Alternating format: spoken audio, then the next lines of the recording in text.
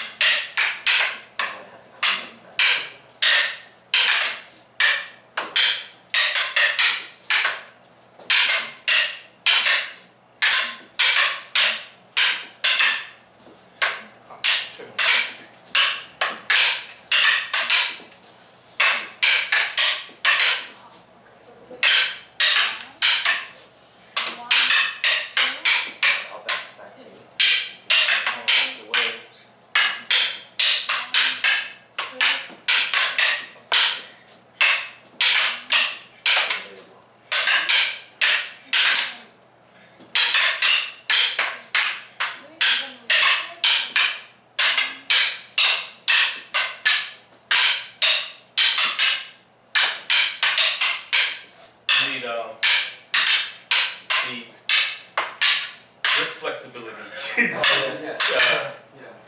Because,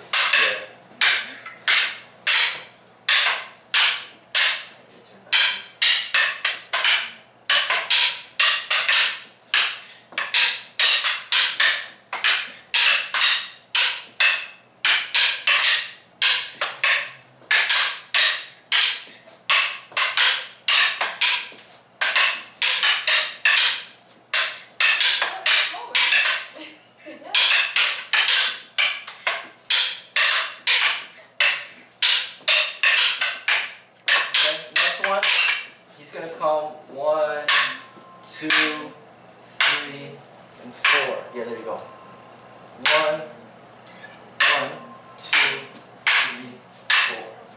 4 strikes. 1, 2, 3,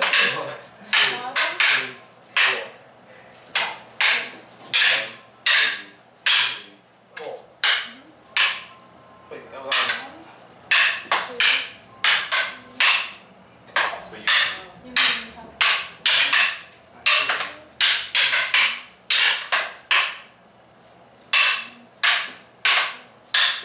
They're down.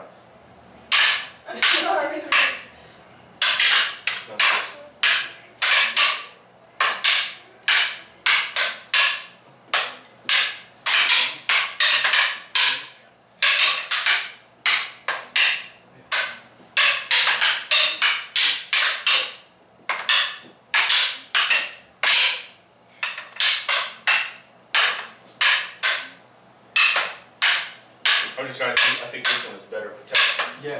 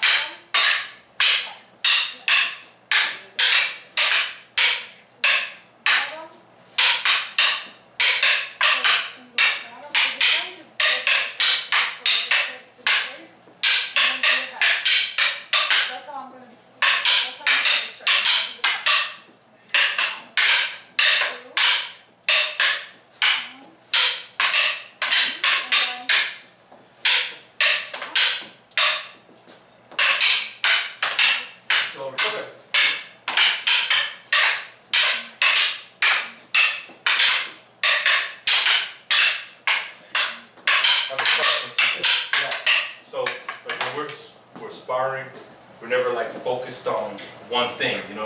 Like you say, kind of just focus on the center. Yeah. But when you're dealing with the weapons, are you looking at the, you know, like, because it seems like when he's going, I'm looking at the tips of these to make sure, you know, instead of looking at, like, trying to have a general view, I'm actually looking at either or. Well, so what are you doing? What the difference with the stick drill that we're doing now and the actual sparring is that this is like getting you used to contact, like if you actually make contact, like how to follow up. Okay. Right? But in the sparring, it's like it goes so fast that you can't really see the blocks. You know, like, yeah, you're just basically swinging to get them, and they might make contact here, and as soon as you make contact, then you remember these combinations to come right in. Okay. You know, so it's like using that footwork a lot, because there's a lot of swinging going around, right? And you got to make sure that you get that range, like out of the range. Okay. But as soon as there's contact, then you got to like start following up. You know. Okay. Because you notice you can't. It happens so quick that you're not gonna be able to read blocking. There's no way. Okay. You know. So, but this is just getting used to. Because you see, when we're doing it to the mirror, I'm swinging through. Okay. Usually you see. Usually the first strike doesn't really hit them, right? You gotta move because they're constantly stepping back. So you gotta learn.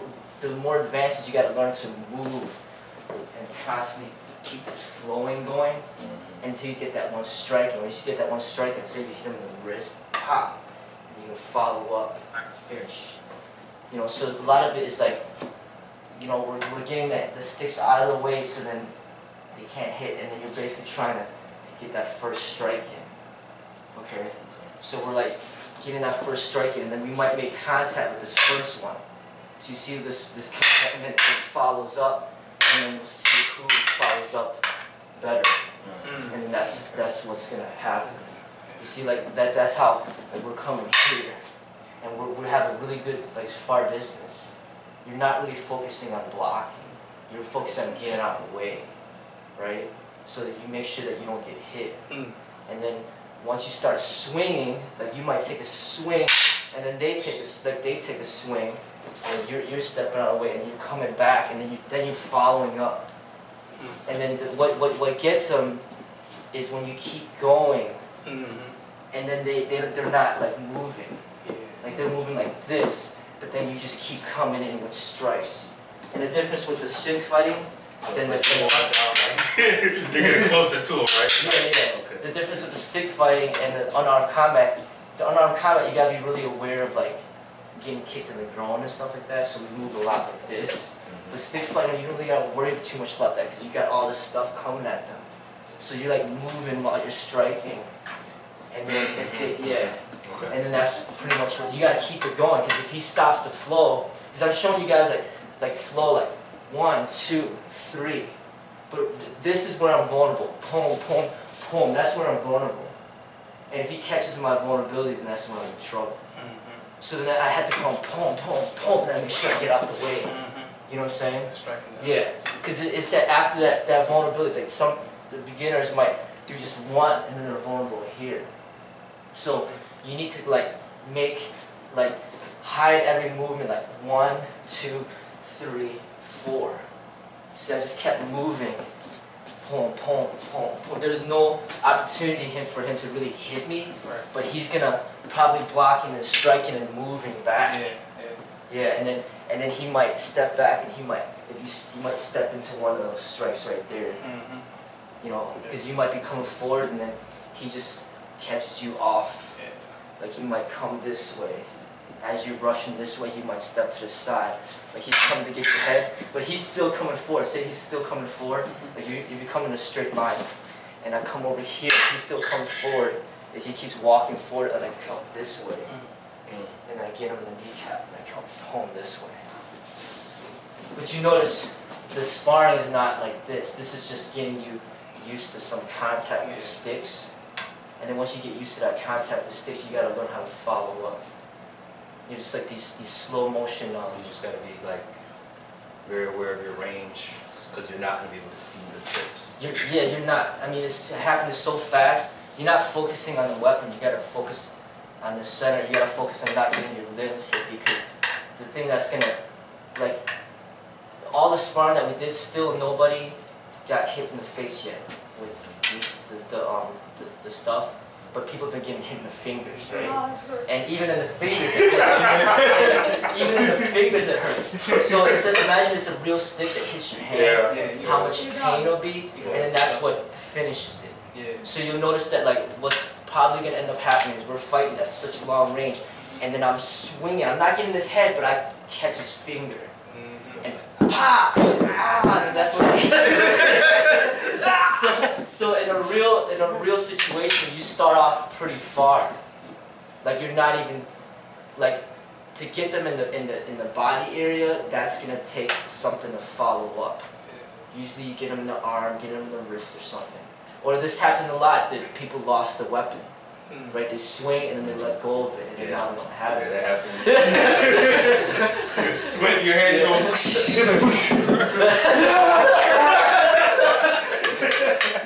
So when we're doing these drills, it's more like just getting used to like contact drills and how to properly like transition. Because you see, like when we went he does up, and then he came over here.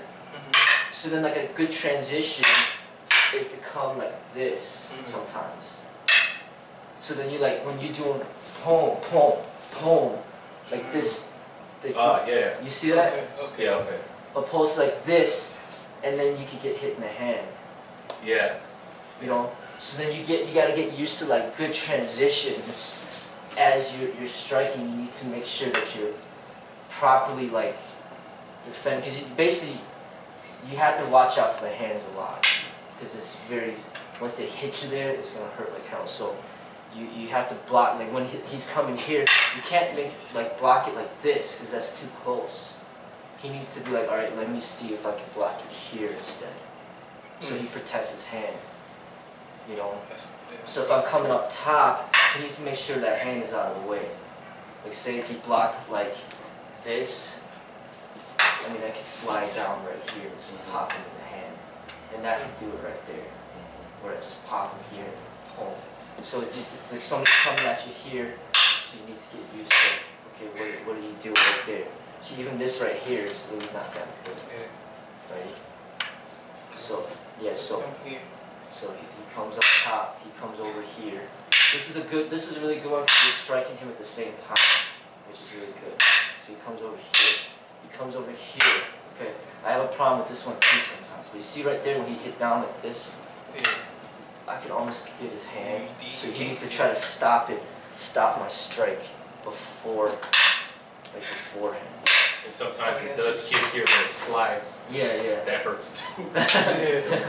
So it's just like once you start making some contact, so sometimes you'll see that slight contact with the sticks, and then you could like know, okay, now I can follow up. In range. Yeah, you're in range to start following up. You need to like. When you're using this as a like the jab, to not see where you're at. Oh yeah, exactly. Okay. And it's the same thing with so we put the sticks down. So we had the right leg forward. The jabs happen so quick that you need to pretty much have the jab when they jab. So like this slight moment of sensitivity is what we need to take advantage of. So as you get that, as he takes it out, you need to come in and start following up. So when we do it slow motion, he's like, if I come here, what do you do? Okay, if I come here, what do you do? So he's getting used to what to do when there's like stuff coming at him, right? But when it comes fast, they say we're like really smart, he throws out like quick jabs. They say he just keeps on throwing out jabs. Like throwing out jabs. You see how quick that is? And you don't really have that much time. You gotta like see if you can catch that slight moment and start coming up. You know what I'm saying? So like when I'm jabbing him, he's trying to do it to me. I'm trying to do a back fist.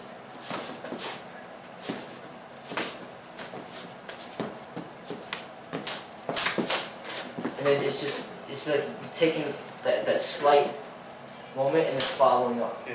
So then like here, it's the same thing, like pop.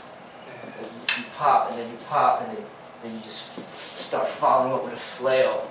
And then once you're done with your combination set, then you gotta retreat in a way, step back out of range. Like if you just start flailing, pom pom pom, and you end here, then that's when he's gonna counter you. Okay.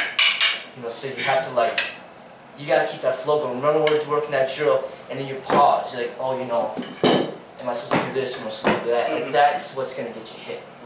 Because you're like, wait, what's next?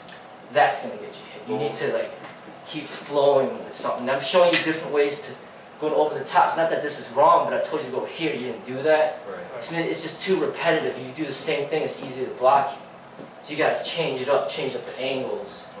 Punch it here, punch here, punch here, so you get something in. So it's like, if you know what they're doing, all they're doing is just striking like this the whole time. It's just predictable and easy. So then you need to learn to strike other areas. So then eventually you get something.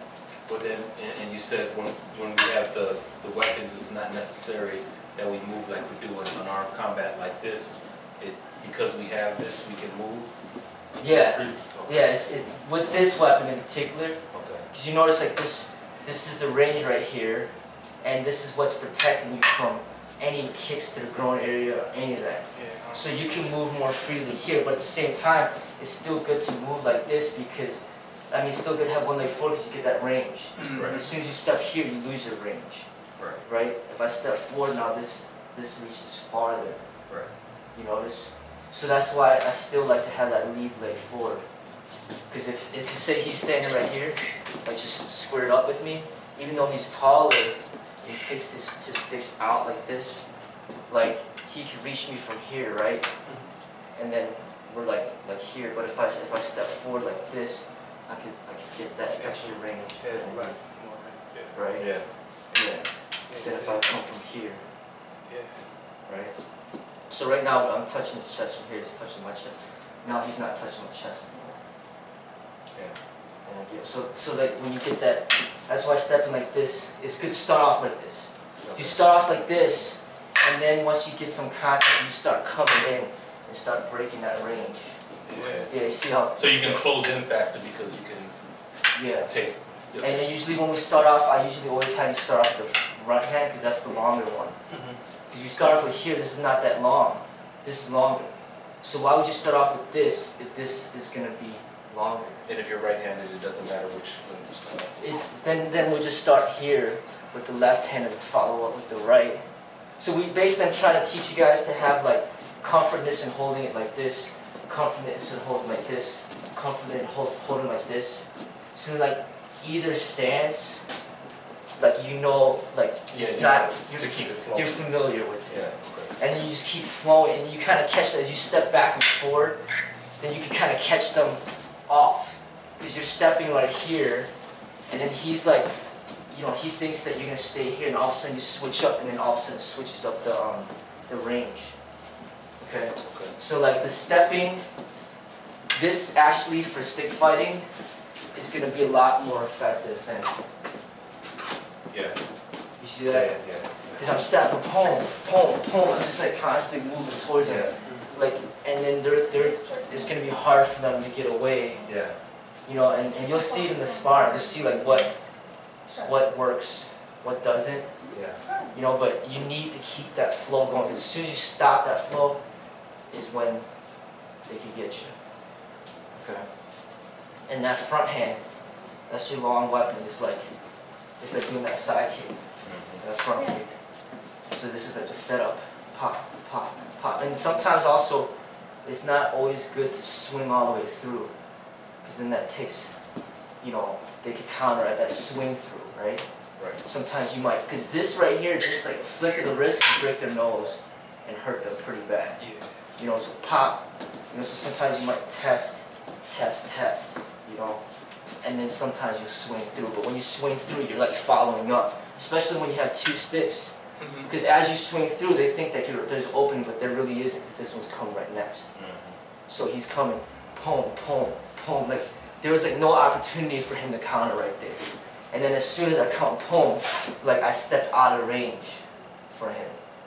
So you need to like 1, 2, 3, 5 and then step out of the range. So sometimes, but sometimes it's you're saying the swing through is either a setup or it's a follow through.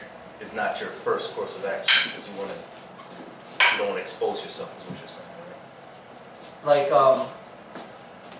Like the first one, it's not like almost certain, but it's like a test. It's like a test or something. Right. You test. So you don't. It's a tester to get you to prepare, and you're usually gonna have to keep moving, because if you can't get him with the tester and you keep swinging the other one, this is not gonna reach either. This one already wasn't successful. Because it's the long one. Yeah, it's a long one.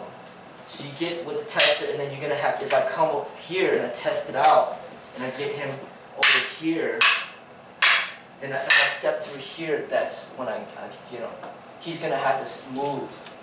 Yeah. He's gonna have to move. So Sifu moves, boom, right there, right? Let's try to straighten. So we need, and then keeping that flow is good too sometimes. Like making sure that you have that flow as you're doing this stuff. Let's Okay. try. No, you. So it's just making sure you get that flowing motion. Alright, take a little break.